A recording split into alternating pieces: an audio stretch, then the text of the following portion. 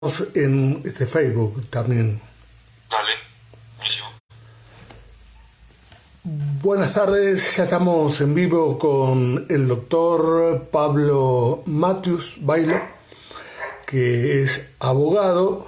Estamos transmitiendo a través de la 107.5 CSOI 24 Radio, la radio del multimedio, a través de Facebook Live, de la página Noticias de la fanpage del programa, y vamos a dialogar con Pablo sobre distintas cuestiones. Siempre hablamos mucho cuando hablamos. Buenas tardes, Pablo. Buenas tardes, Carlito. Un saludo grande para vos y para toda la gente que está del otro lado. Habló el presidente. ¿El presidente está enamorado de la cuarentena? ¿Qué opinas vos?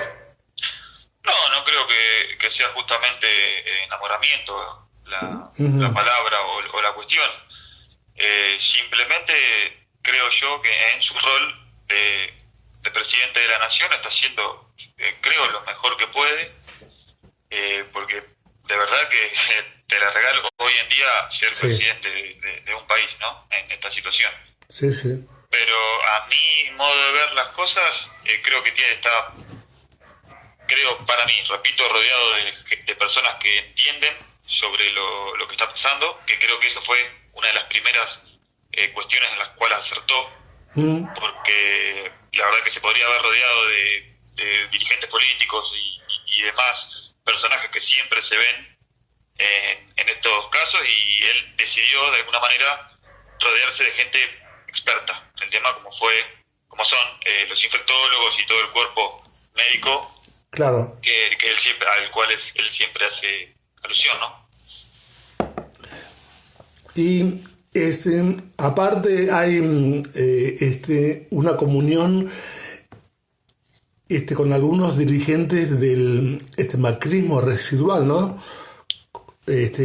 Un ejemplo, el radical, el Eugenio Morales, Horacio Rodríguez Larreta, entre otros, ¿no? Se da una situación que hacía mucho tiempo que no se daba en la política argentina, que la palabra justa es la que vos decís, es comunión, y llevándolo al llano, al lenguaje criollo, es tirar todo para el mismo lado, ¿no? Porque vos a veces escuchás periodistas o en la radio o en la televisión que son a veces más políticos que los mismos políticos, en este caso. Quieren ser más papistas que el Papa, ¿no? Porque ver en la televisión a Alberto Fernández, a Rodríguez Larreta, al gobernador de Jujuy, a Kicillof, todos hablando en el mismo sentido, con las mismas ideas y con una misma dirección, y después escuchar quizás periodistas o pseudo periodistas hablando de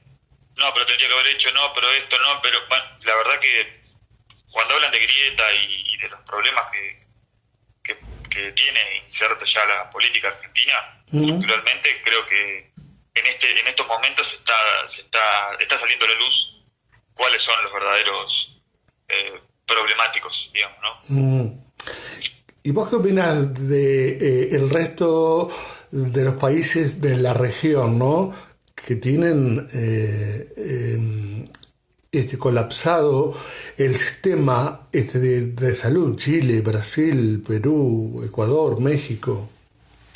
Sí, bueno, no me sorprende por el ¿cómo se diría? Por el orden político, el sentido político que tienen los gobiernos en esos países. Claro.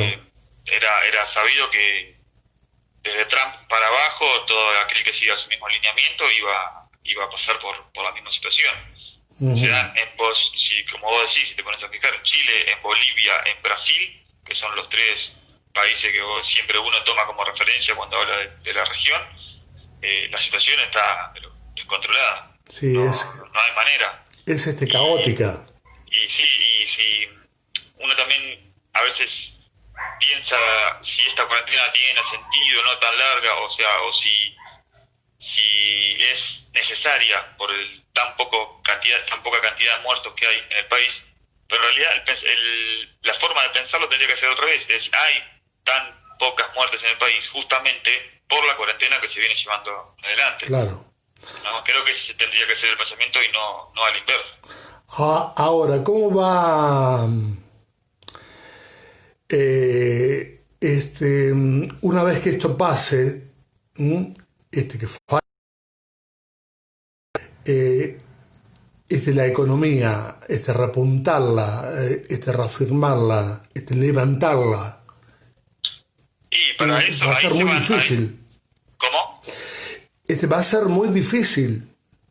Sí, eso es sabido y ya creo que todos tenemos que tener en la cabeza de que va a ser así. Ahí, en esos momentos, se van a ver la talla que tengan los encargados de la economía y de la política en general en Argentina. Claro. Porque van a ser momentos difíciles que igualmente no van a ser muy distintos a los que ya se han vivido en el país, porque la verdad que no somos un país que se puede enorgullecer de la situación económica en ningún punto de su historia. Porque siempre, desde hace 200 años a la fecha, no hubo un momento en que la Argentina haya estado perfectamente, ¿no? En lo económico. Así que bueno, sí, ahí se verán si están hechos o no para manejar los destinos de un país tan grande y en un momento tan delicado. Claro. Dejando un ratito de lado la pandemia, ¿cómo ves el gobierno de Alberto Fernández? Vos, que sos un dirigente político, ¿no? Sí, no sé si ya, en algún momento sí, pero estoy... ¿Abandonaste? No. No abandoné, pero estoy un poco descreído ya, y más que nada por el partido político en el que yo militaba.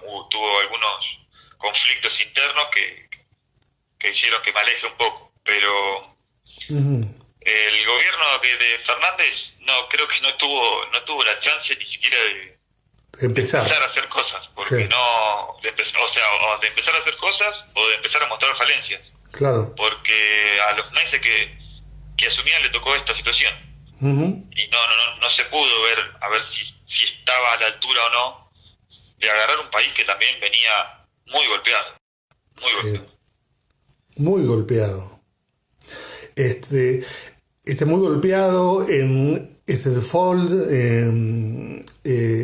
en una crisis de una economía que hacía muchos años no pasaba, ¿no? Desde el 2001. Sí, con una toma de deuda descomunal. Una recesión, eso quería decir. Claro, no se vio reflejada en nada.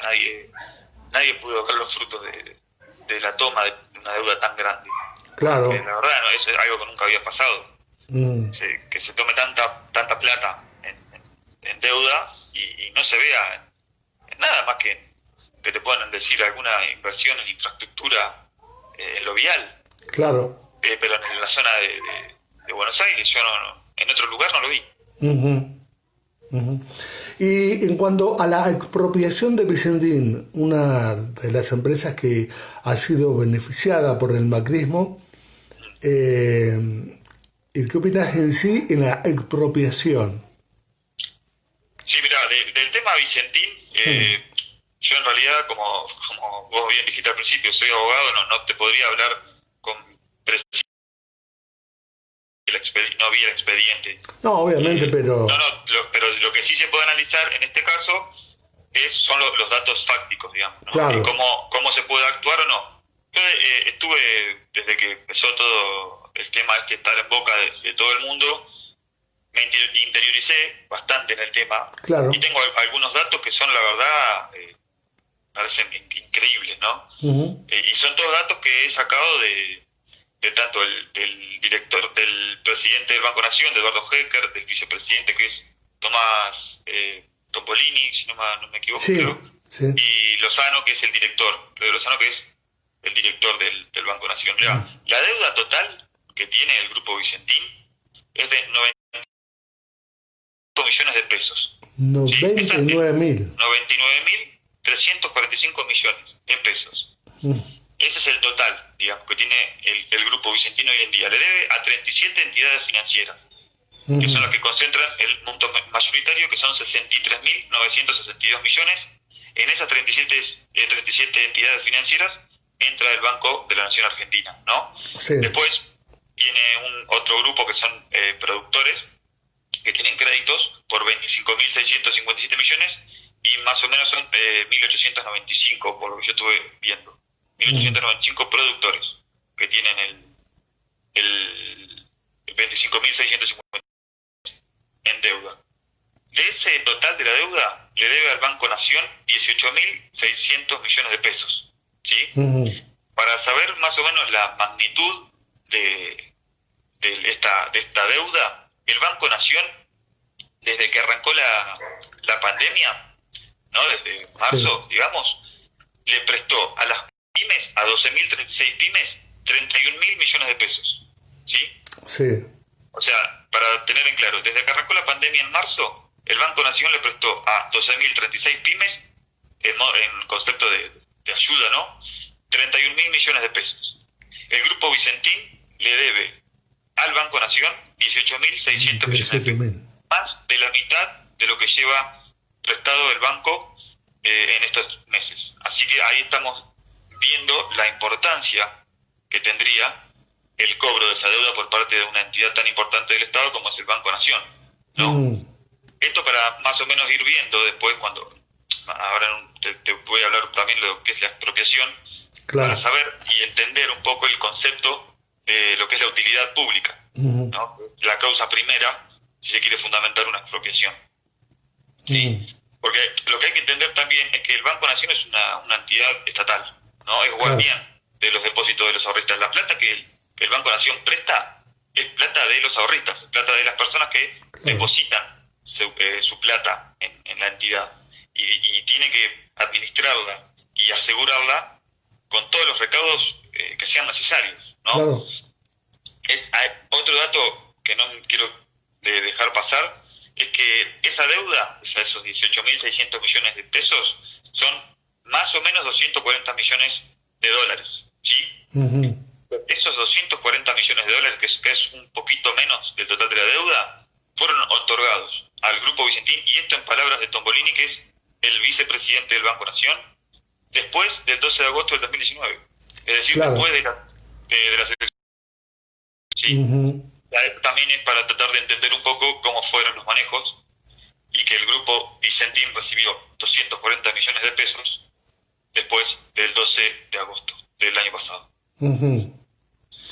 Eso es más o menos para tener una idea. Después, un poco más engorroso es el tema de cómo operaba el Grupo Vicentín, sí, con el banco, y cómo fue que fue tomando en el 2018 el Grupo Vicentín fue el sexto exportador del país. El sexto exportador del país fue en el 2018. O sea, nada hacía pensar que un año y meses después su balance no iba a dar como para pagar, porque llegó el 5 de noviembre y el Grupo Vicentín dijo: yo no pago más, después de venir de meses de operar con cancelación y retoma, que es el proceso por el cual se prefinancian las exportaciones.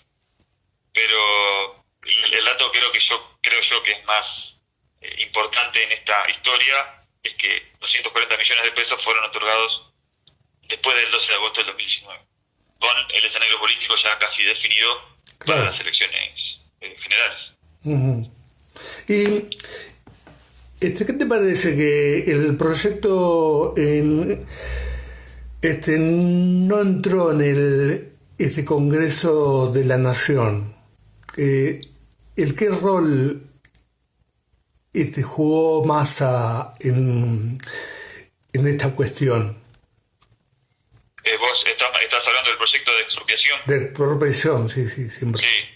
El tema es que la expropiación siempre tiene que salir del poder legislativo. Para entender el tema de la expropiación, la propiedad es el derecho de gozar y disponer de una cosa, ¿sí? Y no tiene más límites que los que establecen las leyes, digamos, ¿no? Así, la Constitución Nacional consagra el principio de inviolabilidad de la propiedad, ¿sí? Y se establece en la misma que ningún habitante va a ser privado de ellas, ¿no? de la propiedad, sino en virtud de una sentencia fundada por ley, ¿no? Claro.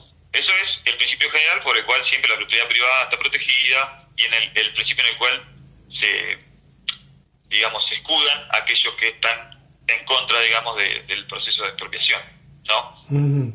Ahora bien, la expropiación tiene que ser siempre, y puede ser, porque hay justamente una ley de expropiaciones que lo permite, la Constitución misma permite la expropiación, hay una ley, la 21.499, que es precisamente de expropiaciones, y presenta algunos requisitos, digamos, ¿no? Siempre tiene que haber una causa, que es la utilidad pública, que es la razón de ser de la expropiación, digamos. Después tiene que haber un proceso, que es que sale del Poder Legislativo, y una vez que se califica la utilidad pública, después se abre un proceso en el cual se verifican documentación y todo, y se llega al momento en que se declara la expropiación. Pero si tiene un proceso bastante largo y bastante concreto, digamos, ¿no? O sea, si se declara una expropiación y por utilidad pública, que ya se declaró en Argentina, no es que algo nuevo, ¿no? Tiene fines, la verdad que muy buenos y variados. Por ejemplo, el Palacio Ferreira en Córdoba, hace unos años, es uno de los casos para para mantener viva la cultura de la provincia de Propio, y como ese un montón de ejemplos más hay en la historia del país. Y más vuelvo a preguntarte, ¿qué rol juega en esto? Y en realidad yo supongo que Massa está enrolado en el mismo sentido que el gobierno. Yo la verdad que con las últimas decisiones del gobernador Perotti de mandarle una interventora junto con dos interventores del Poder Ejecutivo Nacional, yo creo que se tomó tan quizás hubo desde la política como una especie de retroceso que obviamente integra Sergio Massa por el hecho de ser parte del gobierno y estar en el Congreso, ¿no? Claro. Pero creo que depende, responde toda la misma directiva, tanto del Poder y también del Poder Judicial, ¿no? Que en esto tiene un rol esencial por estar abierto el concurso preventivo. ¿Estás ejerciendo tu profesión ya o no? No, todavía no pudimos, es más, y con toda esta situación mundial... ¿Tienes que esperar la matrícula, algo así? Claro, exactamente. Con esto todos los plazos se alargaron, así que la verdad hoy en día no tengo certeza de cuándo puede llegar. Está complicado, sí. Está complicado. Y veía anoche que vas a ser papá. Sí. Nos enteramos hace 3 meses y un poquito ya. Ajá. Estamos contentos. ¿Varón o mujer? Todavía no sabemos. Estamos a la expectativa, esperando. Nos quedan todavía un poquito le falta. Sí, para saber. Pero la primera se dijo sí.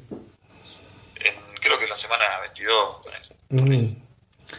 ¿Y qué va a ser? ¿Una gallina más o...? Sí, eso sin dudarlo.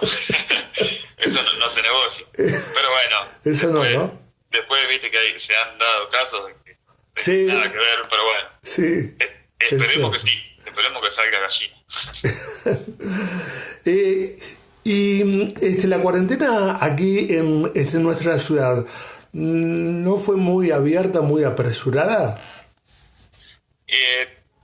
Al principio yo estaba de acuerdo en que se abra un poco, porque nosotros acá no teníamos casos, quizás había negocios que se estaban viendo demasiado afectados para la situación que teníamos, ¿no? Sí. Después se fueron dando algunas aperturas y medias programadas, que eso tengo que admitirlo, me pareció muy bueno, lo de dividir los horarios para que circule más o menos el 50% de la población, que abran algunos rubros a la mañana, otros rubros a la tarde. Eso estuvo bastante bien.